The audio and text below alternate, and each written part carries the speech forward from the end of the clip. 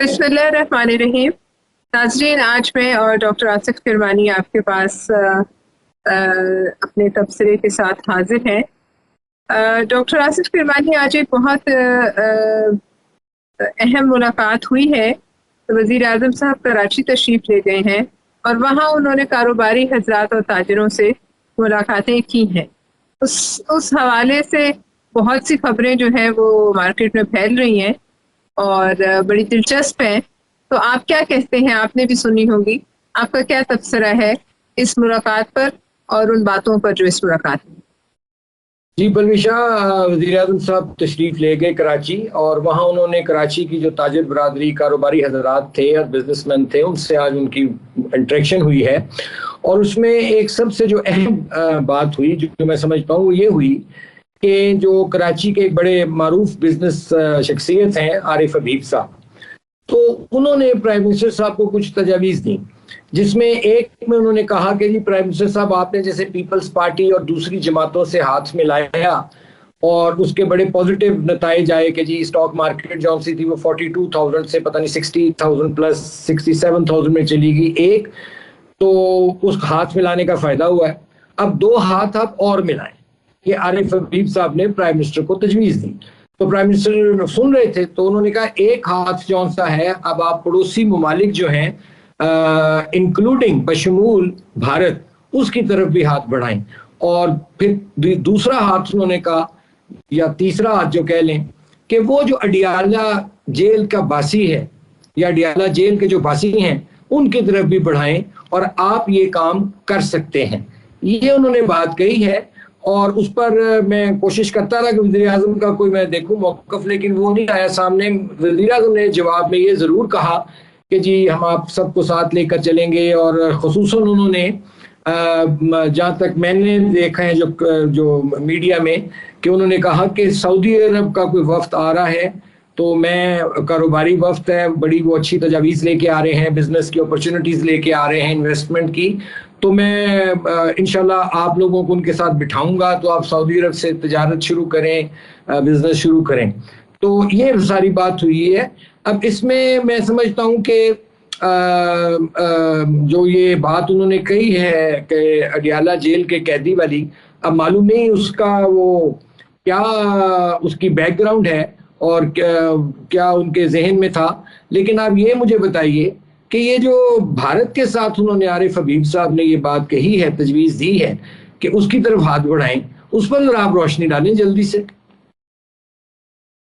ये दोनों ही बातें कुछ अजीबो-गरीब किस्म की हैं। आरिफ हबीब साहब खुद से बोल रहे हैं या किसी के बिहाफ पे बात करें, सबसे पहले तो सवाल ये है। दूसरा सवाल ये है कि भारत के साथ जो बातें कर रहे हैं, पता नहीं मुझे वो इतनी हकीकत पसंदाना इसलिए नहीं लग रही कि कल परसों जो मोदी ने एक तकरीर की है, वो उसने एक तो खैर अपने मुल्क के मुसलमानों के बारे में बड़ी गलत तकरीर की है। उन्हें कहा है कि अरबुल नस्ल है।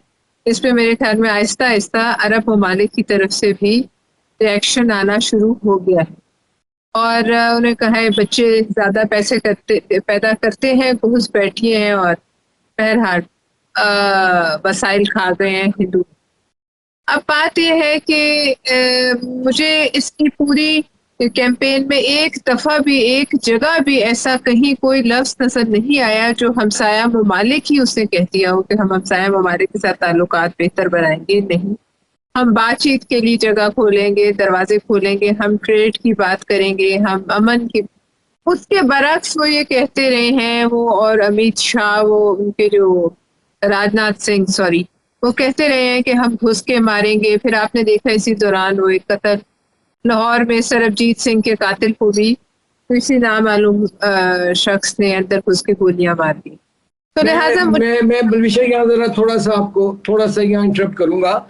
मेरा ख्याल है कि हमें जरा पहले ये इस बात पर फोकस करना चाहिए कि ये जो उन्होंने आरिफ हबीब साहब ने बात की है तजारत की, ठीक है, हमसायों के साथ अच्छे ताल्लुकात होने चाहिए, तजारत भी होनी चाहिए, लेकिन उसके लिए दो बुनियादी चीजें मैं समझता हूँ बहुत जरूरी है। एक तो भारत हमें दिल से तस्लीम तो करे, दूसरा हमारे दरमियान, भारत के दरमियान मसला क्या है, हमारा उसका मसला है कश्मीर का मसला। अब आप खुद बताएं कि मसला कश्मीर हल किए बगैर क्या ये तजारत होनी चाहिए, और अगर पहले भी ये तजारत होती रही है تو اس سے جو بھی فائدہ پہنچا کیا وہ تجارتی حلقوں کو پہنچا صرف یا عوام کو بھی اس کا کوئی فائدہ ہوا؟ اس پر ذرا تھوڑی روشنی ڈال دیں جلدی سے. میں تو یہی کہہ سکتی ہوں کہ اس وقت پیاز جو ہے وہ ایک تو بڑے گندے گندے مارکیٹ میں ہیں جو اچھے والے ہیں بڑے مہنگے ہیں، لہٰذا پیازوں کا فائدہ تو ہو سکتا تھا. اس کے علاوہ دیکھیے میں نہیں سمجھتی کہ جو دوسرا ملک ہے اس کا کوئی اس قسم کی انٹینشن ہے.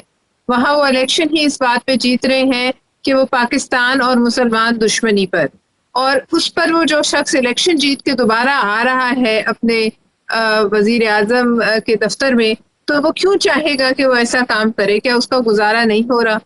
میں سمجھتی ہوں یک طرفہ جو محبت کی پینگیں ہیں اور یہ جگہ جگہ سے کچھ ایسی ہمارے کوارٹرز ہیں جہاں سے کبھی اسرائیل کو تسلیم کر لو، کبھی بھارت کے ساتھ، یہ ٹھیک ہے کرنا چاہیے، لیکن حالات اور واقعات ایسے ہوں مناسب ہوں کہ وہ بھی ہمیں انسانوں کی طرح ہم سے بات کریں. اگر وہ یہ کہتے ہیں ہم گھس کے آپ کو ماریں گے اور وہ مار کے بھی دکھا دیتے ہیں، تو پھر بات یہ ہے کہ جو یہ 20-22 جو انہوں نے یہاں قتل کیے ہیں وہ بھی تو پاکستانیوں کے کس کھاتے میں؟ تو لہٰذا میں سمجھتی ہوں یہ ان ٹائمڈ ہے. مودی ابھی اس موڈ میں بالکل نہیں ہے کہ وہ کسی قسم کی لچک دکھائے. لیکن اس کے ساتھ ساتھ جو دوسری بات انہوں نے قیدی نمبر 804 والی کی ہے، اب وہ بات بڑی دلچسپ ہے.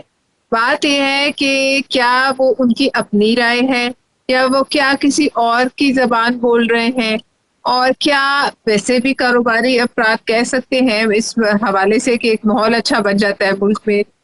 یہ جو ہمارا آج کل ہر روز کوئی نہ کوئی تحریک کی بات چلتی ہے وہ کاروبار کے لیے اچھی نہیں. لیکن اس کے علاوہ کیا ان کی بات کے پیچھے ان کی اپنی ہی سوچ ہے؟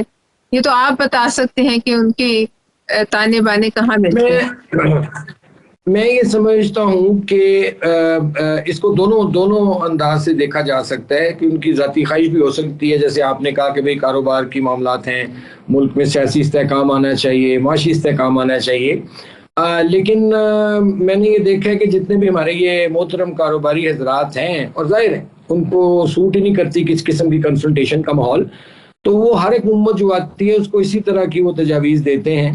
اور لیکن اب چونکہ اس میں یا خود انہوں نے بات کی ہے یا ان سے کہلوائی گئی ہے، یہ آنے والے دنوں میں اس کا پتہ لگ جائے گا.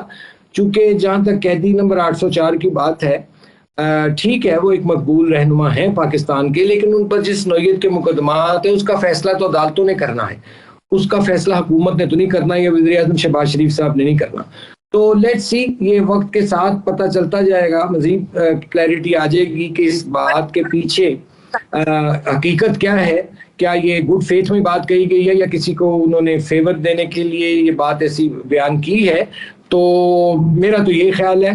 تو اس کے لیے we have to wait. Kirmani صاحب، اس کی ایک بڑی امپورٹنٹ بات یہ بھی ہے، بڑی قابل ذکر بات ہے کہ یہ چلے ان کا اپنا بھی رائے ہو سکتی ہے، مگر کیا جس شخص کے بارے میں بات کی جا رہی ہے اس کا کوئی مفاہمتی موڈ ہے یا جارحانہ موڈ ہے؟